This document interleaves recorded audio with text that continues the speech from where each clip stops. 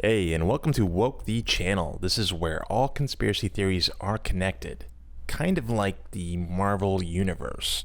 And if you want to know what I'm talking about, check out a little movie I made called Woke the Movie. It's about an hour and 45 minutes. I'll leave the link in the description below. And what it does is it sort of unifies all these different theories into sort of a grand narrative. And what I'm going to be doing with this channel is sort of supplementing that with extra content that sort of support the idea that we're living in this kind of matrix world where nothing we see is real. Now that might seem like quite an exaggeration, but stay with me and we'll just see how deep this goes. And guys, I'm not saying I have all the truth here, but while making Woke the Movie, I have collected mountains of stuff. But before we get to the really, really wild stuff, we need a good foundation for where all this craziness sort of comes from. And it's my personal belief that the occult, the Luciferian ideology, a lot of sort of woo-woo stuff kind of comes from a previous cycle of civilization. Widely accepted history kind of says that we didn't really get into civilization until about 7,000 years ago with the ancient Sumer.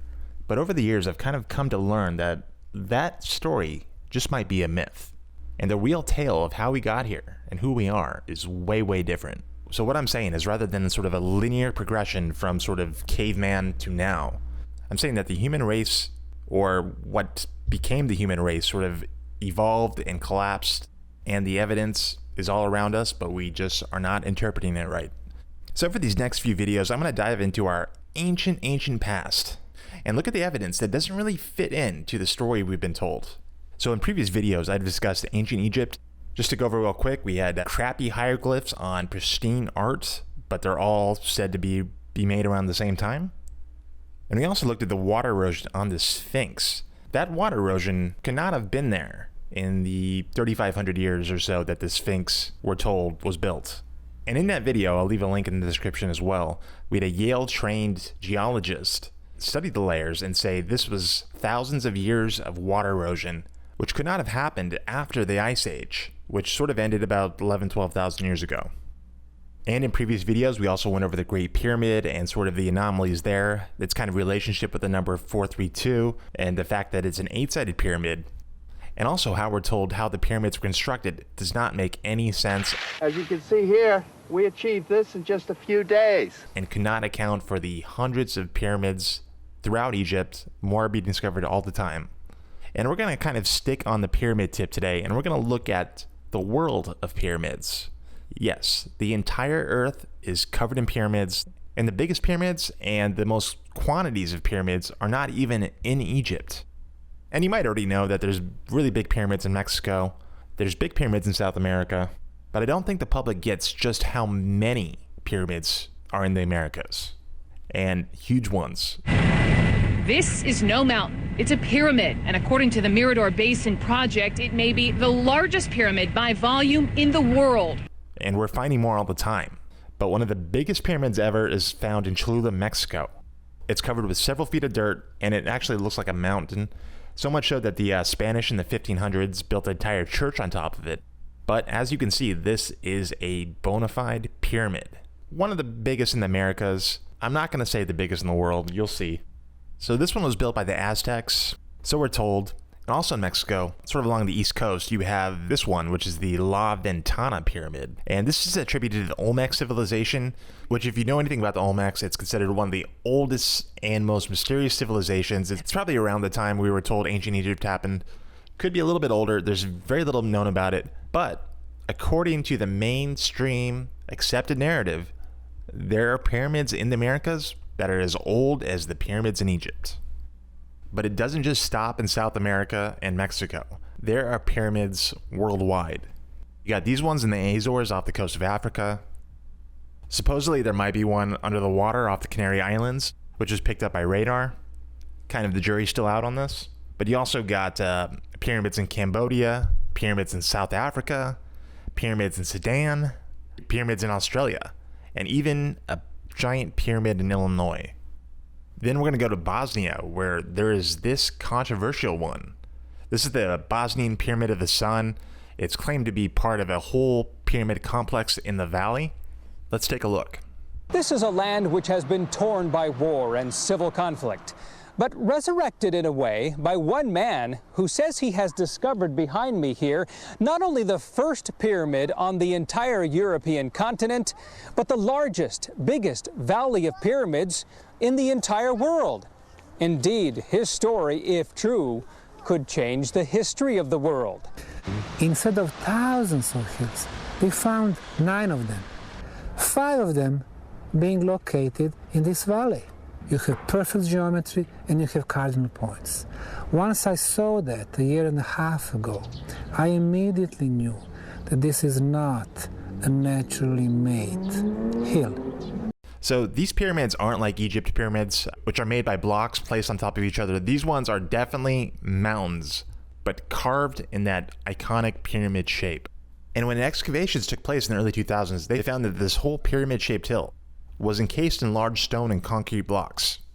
Underneath is layer of clay. We have huge blocks of sandstone. All of them are laid out at 35 degrees all the way to the top of the pyramid. The surface is flat, the side is flat, the bottom is flat. So you have block one on top of each other. The Mother Nature does not do that. So they did some carbon-14 dating on the organic matter between the blocks, and they came up with an age of 25,000 years old, which is older than any other recorded human activity in the area, and if believed, would put this square in the Ice Age, almost by the peak of the Ice Age.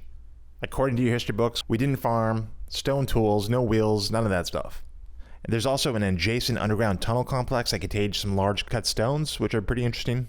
This block is 4 meters 40 centimeters long. Its weight is almost 24 tons. The biggest block ever built in any ancient temple or structure in the Balkan region. So this idea was backed by the Bosnian government and approved further excavations for the site, and even geological officials from Egypt were convinced that this was an artificial pyramid. So it was very easy for me to reach a conclusion that these are a pyramid, man-shaped pyramid. So pretty amazing, huh? The whole paradigm has shifted right there, right?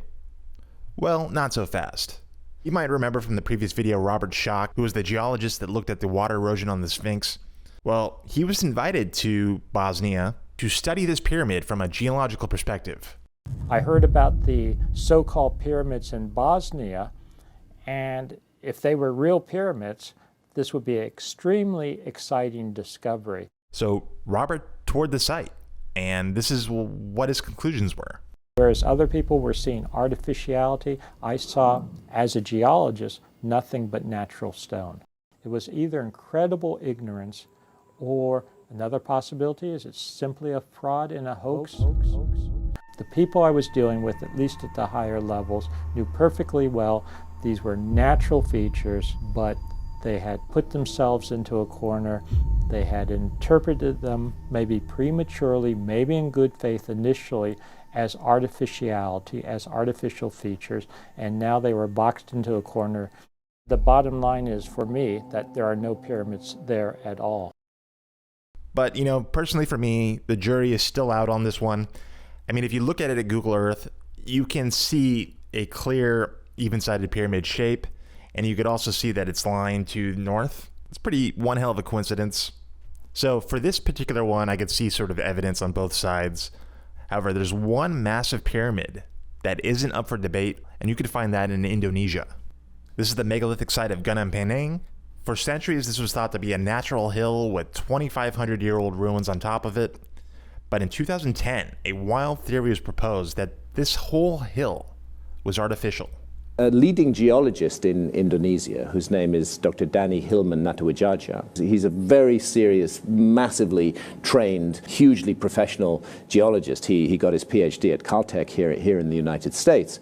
When he visited Gunung Padang, he started to suspect that the hill upon which this site was standing was no hill, that this was a pyramid, that it had structural elements to it, and that something very important had been overlooked here.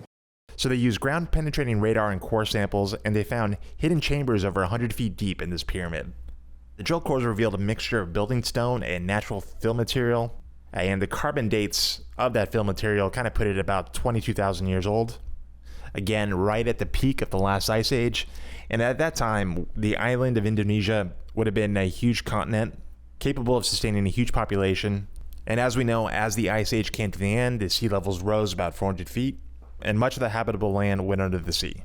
So there we have it, right there. If you're gonna trust science, and you're gonna trust the carbon dates, which I have issues with carbon dates, but that's a whole nother video, we'll get into that later.